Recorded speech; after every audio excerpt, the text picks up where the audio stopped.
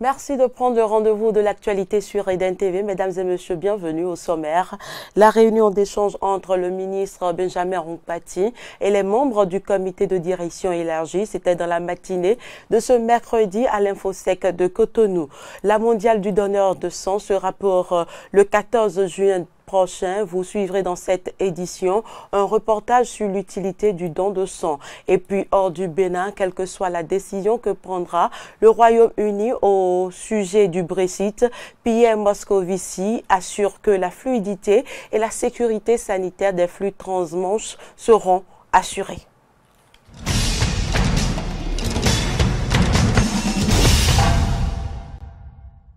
Merci pour l'attention. Je l'annonçais dans les titres. Le comité de direction élargi du ministère de la Santé a tenu ce jour, mercredi 5 juin 2019, sa réunion statutaire à l'Infosec de Cotonou. Occasion pour le ministre Benjamin Rompati d'échanger avec tous les acteurs de la santé sur les grandes préoccupations du moment afin de donner des orientations nouvelles quant à la mise en œuvre des grandes décisions du gouvernement. Reportage.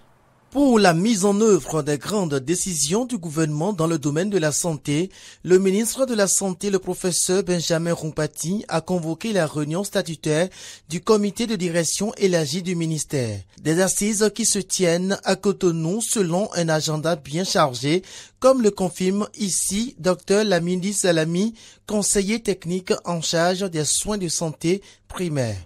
L'agenda qui est proposé pour ce CODI élargi est un agenda très chargé et qui tient compte du fait que actuellement le ministre et tout le gouvernement se sont engagés dans la réforme du secteur à mettre au pas tout ce qui semblait s'alanguir, quitte à ce que nos populations puissent bénéficier des soins de qualité. Quelques responsables du domaine de la santé présents nous ont livré leurs impressions. C'est un honneur pour nous d'être là aujourd'hui pour parler avec l'autorité ministérielle. Et nos attentes, c'est qu'on se dit que suite à la participation à ce CODI élargi, nous sommes proches de notre ministre de la Santé. Nous allons parler vraiment franc jeu. Nous allons lui dire le problème après l'état des lieux. Et pour prêtre que je suis et directeur diocésain de la santé, la vie de l'homme, c'est la gloire de Dieu, c'est l'homme debout, c'est l'homme vivant. Et de ce point de vue, aucun effort ne peut être de trop pour que la santé de la personne humaine soit assurée. Et c'est à cela que doivent servir les différentes réformes mises en route, qui sont des réformes bien avenues, qui sont des réformes qui permettront à la personne humaine de recouvrer la santé. Durant 2 jours que vont durer ces assises, les cadres du ministère de la Santé vont redécouvrir leurs responsabilités face aux besoins des populations. Il ne reste qu'à souhaiter qu'ils s'approprient des conclusions issues de ces dernières afin de satisfaire la prise en charge sanitaire des populations. Dans le même registre, on s'intéresse à l'hypertension artérielle, qui est l'élévation permanente des chiffres de la pression du sang dans les artères. Une maladie fréquente qui augmente avec l'âge. Les causes, conséquences et manifestations de cette affection, c'est dans ce reportage de Linda Kao, Romaric Devoshi et Laurent Toneikes. L'hypertension est caractérisée par une pression trop élevée du sang sur la paroi des artères qui fatigue le cœur. Elle est l'une des maladies les plus graves et les plus fréquentes. L'hypertension se manifeste aujourd'hui dès le bas âge et peut être héréditaire. Avant, on recherchait l'hypertension chez l'adulte de plus de 50 ans. Aujourd'hui, déjà à n'importe quel âge, il y a l'hypertension artérielle aussi au niveau chez les enfants, dans un contexte donné, dans une maladie donnée, que je ne peux pas tout vous détailler ici. Mais il faut savoir qu'aujourd'hui, ce n'est plus seulement la personne âgée qui fait l'hypertension artérielle, mais aussi les enfants aussi peuvent faire l'hypertension artérielle. Une maladie silencieuse selon les médecins, mais qui se manifeste à travers plusieurs signes. Soi-même, on ne sent même pas qu'on a quelque chose. quelques rares maux de tête, quelques rares vertiges, quelques rares lourdeurs de la nuque, quelques rares visions floues qu'on attribue soit à un paludisme, à une infection. On n'a pas toujours l'idée de l'hypertension artérielle. La contraction précoce de l'hypertension artérielle est due à plusieurs facteurs de risque, surtout alimentaires. Lorsque quelqu'un maintenant dépasse les 13,8, il faut faire attention et il faut surveiller. Les tensions élevées ne se viennent jamais seules. Il y a toujours tout autour un sujet qui est en surcharge de poids, un sujet qui a une hérédité de maladie cardiovasculaire, donc qui est issu d'une famille d'hypertendus ou de diabétiques. Il y a toujours un sujet qui a du cholestérol parce qu'il mange gras, parce qu'il n'est pas du tout sportif. Il y a toujours un sujet qui a d'autres éléments associés. Les conséquences de l'hypertension artérielle peuvent entraîner des crises cardiaques et sans l'intervention médicale rapide, le patient risque la mort ou de graves séquelles. Santé toujours, le 14 juin, les donneurs de sang seront, comme à l'accoutumée, au cœur de toutes les attentions. En prélude à la journée mondiale de donneurs de sang, la rédaction d'Eden TV vous propose un reportage sur l'importance du don de sang et les raisons qui justifient le nombre réduit de donneurs de sang au Bénin. Reportage. Un acte précieux, pourtant banalisé par la majorité des Béninois. Il s'agit du don de sang. Plus qu'une nécessité, ce geste qui sauve est d'une importance qui n'est plus à démontrer. Il y a des malades qui attendent partout et à tout moment, il y a des demandes. Il faut des donneurs pour que ceux-là soient sauvés.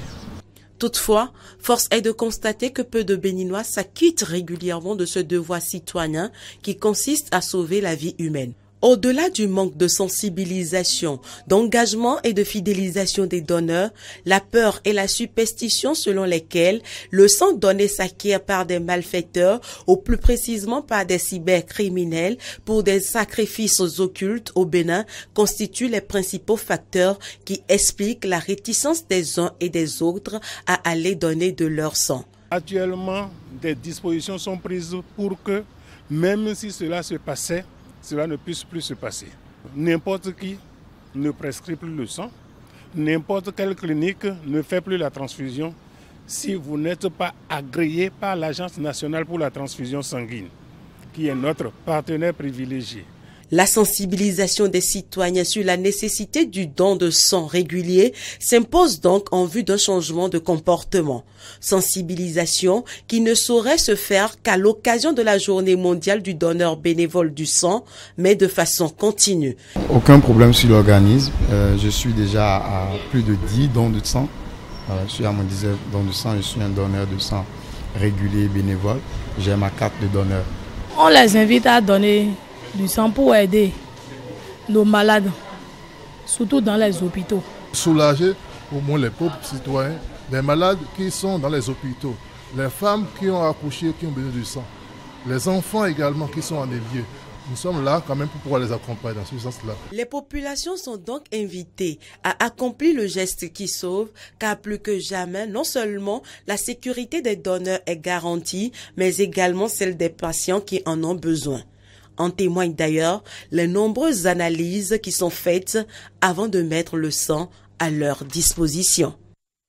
Autre information dans cette édition, grave accident de circulation sur le tronçon Adjagbo-Glodjibé tôt ce mercredi matin. Selon les informations recueillies sur place, le drame s'est produit aux environs de 2 heures du matin. Pas de perte en vies humaines, mais les dégâts matériels ont été causés. L'un des camions dans sa virée a cogné le mur d'une maison. Suivez le témoignage du propriétaire de la maison. Aux environs de 23 heures, nous sommes rentrés déjà, fermés, dormaient. 2 heures du matin, tout le monde dormait profond. 2 heures du matin, seulement, nous on attend, avant que ce courrier des chambres venait ouvrir la porte du salon. La porte du salon, il a fait sortir la tête avec ma femme comme ça. On ne peut pas voir. Toute la couette. L'autre est là-bas, ici. La couette est fermée. J'ai crié, ma femme, crié. Tu viens de où? Accident. Ah, non, on a vu la chose là comme ça, hein. Ça a été passé comme ça. Hein? Il m'a dit que lui, il a quitté vers Abomey. Maintenant, je lui ai posé question, pourquoi tu n'es pas allé de l'autre côté Il m'a dit qu'il a un titan qui a garé de l'autre côté. Si l'un est parti là-bas, il va aller le cogner. Voilà pourquoi lui n'est pas parti là-bas. Donc ici, qui est bon pour lui, d'après lui. Donc c'est comme ça, nous, on est arrivé désespérés pour les trouver. Religion, vous le savez, la communauté musulmane a célébré ce mardi 4 juin 2019 la fin du mois sacré du Ramadan, encore appelé Aïd el-Fitr. Cette solennité marque la fin du jeûne. Après la prière du matin, les fidèles se sont retrouvés en famille pour des moments de réjouissance. Linda Kao est allée faire le constat dans une maison musulmane. Reportage. Il est 13h ce mardi 4 juin dans le domicile de l'honorable Seydou Hassan. On sent déjà la bonne odeur émanée de la cuisine. Cette odeur envoûtante et enivrante, c'est l'aspect le plus important de la fête du Ramadan. C'est une joie immense dans cette famille Hassan. En témoigne le chef de famille. Quand nous sommes revenus à la maison, évidemment, ça se prépare, c'est une fête.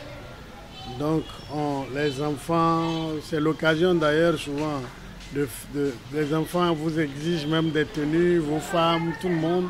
Donc on monte la festivité qu'il y a.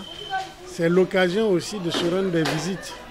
Les amis, les neveux, les parents, tout le monde. Et donc depuis le matin, c'est un défilé, on reçoit. C'est le moment aussi des grands retrouvailles. Cette joie qui se partage en famille, avec les amis et bien d'autres fidèles chrétiens se prépare dès le début du mois de Carême. En fait, pour le mois de Ramadan, on n'attend pas le jour même pour commencer les préparatifs. Ça, on commence très tôt la veille et la veille de la fête. Donc, on essaie d'apprêter certaines choses. Et puis après la mosquée, on continue la cuisine. Et puis après, on reçoit les invités, on fête les amis, la famille, on est ensemble et on fête bien, on est en joie. La fête du Ramadan est un moment symbolique pour les musulmans. C'est aussi l'occasion de récompenser le temps de l'abstinence. Je voudrais souhaiter à la communauté musulmane de garder la ligne de l'islam, celle de la paix. Que cette fête-là leur procure du bonheur et que chacun soit réconforté dans la foi et dans les bénédictions de Allah. Bonne fête de Ramadan à toute la communauté musulmane, que Dieu accepte toutes leurs prières et vœux. La réjouissance de l'Aïd el-Fitr s'est poursuivie dans plusieurs familles, comme l'exigent les prescriptions coraniques. Avant cette réjouissance, ils étaient nombreux ces fidèles musulmans à se rendre au lieu de prière. Nous avons fait le constat à la place Idi de Zopa, dans la commune d'Abomey-Calavi. Reportage. Les fidèles musulmans se sont rendus nombreux dans la matinée de ce mardi 4 juin 2019 à la place Idi de Zopa dans la commune d'Abomey-Calavi pour vivre la prière qui marque la fin du jeûne du mois de Ramadan. C'est l'imam de la mosquée satellite Tawhid qui a dirigé la prière. Dans son intervention, il est revenu sur les avantages de ces 30 jours de carême. Frères et sœurs dans la foi, cette belle période que nous avons vécue tous ensemble nous a apporté des profits immenses, des enseignements, des leçons, des enseignements et des leçons que nous devons intégrer dans nos comportements de tous les jours. L'école de Ramadan a fait naître en nous l'amour d'Allah subhanahu wa ta'ala et de ses créatures. La pitié, la patience, l'endurance et la persévérance dans l'accomplissement des bonnes œuvres. Les fidèles qui ont assisté à cette séance de prière rendent grâce à Allah pour la fin du Aïd el-Fitr. Ils ont également remercié les fidèles des autres obédiences religieuses pour leur soutien au cours de cette période de carême. Nous remercions Allah, nous invitons la population à suivre ce que Ramadan nous a appris. Ramadan nous a façonné, nous a appris beaucoup de leçons. La sincérité, l'honnêteté. Donc on invite les musulmans à être sincères, à être honnêtes. Les gens nous ont accompagnés avec beaucoup de prières. On a prié pour la nation et je suis sûr qu'il y aura la paix. Et je suis sûr que nos dirigeants vont changer de comportement. Je suis sûr que le peuple béninois aussi, femmes, hommes, changera de comportement afin que nous nous retrouvons dans notre pays que nous avons tant aimé et que nous souhaitons que ça devienne toujours le plus beau pays du monde entier. Cette fête de Ramadan est non seulement un grand moment de partage, de paix et de joie, mais aussi une occasion de grands repas en famille. Ramadan toujours, mais cette fois-ci hors des frontières béninoises. Les musulmans de Somalie ont également célébré le premier jour de l'Aïd el-Fitr qui marque la fin du Ramadan, mois de jeûne et de prière. On écoute quelques fidèles à la fin de la prière. C'est un bon jour. Alors que nous célébrons les festivités de l'Aïd el-Fitr, mes meilleurs vœux pour une bonne santé. Aujourd'hui est l'un des jours que j'aime le plus. Heureux de célébrer aujourd'hui avec tous les musulmans du monde entier dans une atmosphère paisible et maintenant je suis avec mes enfants.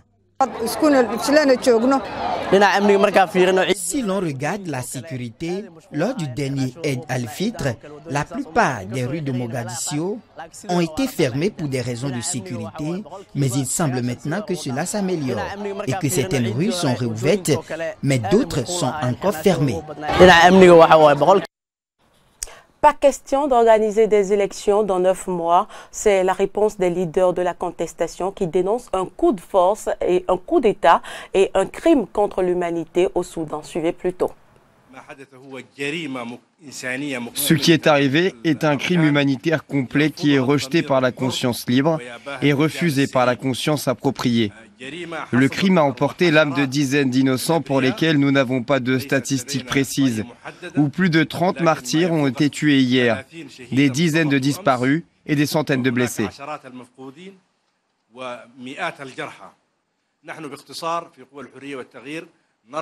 Nous, les forces pour la déclaration de liberté et de changement, nous réfutons la déclaration du chef du Conseil militaire transitoire du Soudan, aussi bien dans sa forme que son contenu, et nous le considérons comme une déclaration de coup d'État et une contre-attaque contre la révolution populaire. Nous réfutons tout cela du début à la fin. Nous refusons l'appel à des élections anticipées et nous considérons que la déclaration du Conseil militaire est conforme à la contre-révolution et liée aux intérêts de l'ancien régime.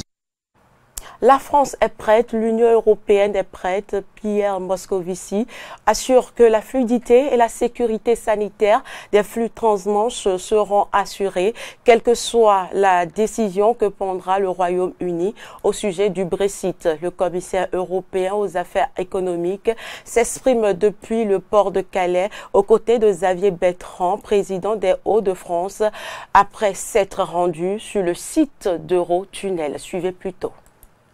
Des flux, la fluidité des échanges, la sécurité sanitaire, vétérinaire, alimentaire, environnementale, tout a été prévu de manière extrêmement minutieuse. Et oui, nous sommes prêts, la France est prête, l'Union européenne est prête à cette hypothèse qui n'est pas celle que nous souhaitons. Nous avons négocié un accord, mais qui est celle que les Britanniques pourraient au final choisir eux-mêmes. Nous verrons quelle est l'évolution politique dans ce pays. Ce que nous devons éviter, c'est d'un côté les fils de camions, c'est de l'autre côté, et c'est pour ça qu'on a ici les douanes et de l'autre côté les vétérinaires, l'importation sur notre territoire de produits qui seraient avariés ou de contrefaçon. Et donc les douanes et les services vétérinaires travaillent ici main dans la main et c'est tout à fait fondamental. Moscovici l'a très bien dit. Maintenant, la réponse, elle vient du côté des Britanniques. Et depuis tout ce temps, on n'a qu'une envie, c'est de savoir. D'ailleurs, excusez-moi, il n'y a pas que nous qui voulons savoir. Le business britannique, les entreprises britanniques, elles veulent savoir ce qu'ils vont décider. S'il y a un deal, on s'est préparé. Si c'est un no deal, on s'adaptera également, mais il ne faut pas se raconter d'histoire. Si c'est un no deal, la situation ne sera pas comme avant. L'analyste Georges Flessès explique les enjeux des législatives anticipées en Grèce. Le Premier ministre grec a confirmé mardi qu'elles auraient lieu le 7 juillet après le cuisant échec de son parti de gauche aux élections européennes et locales. On écoute.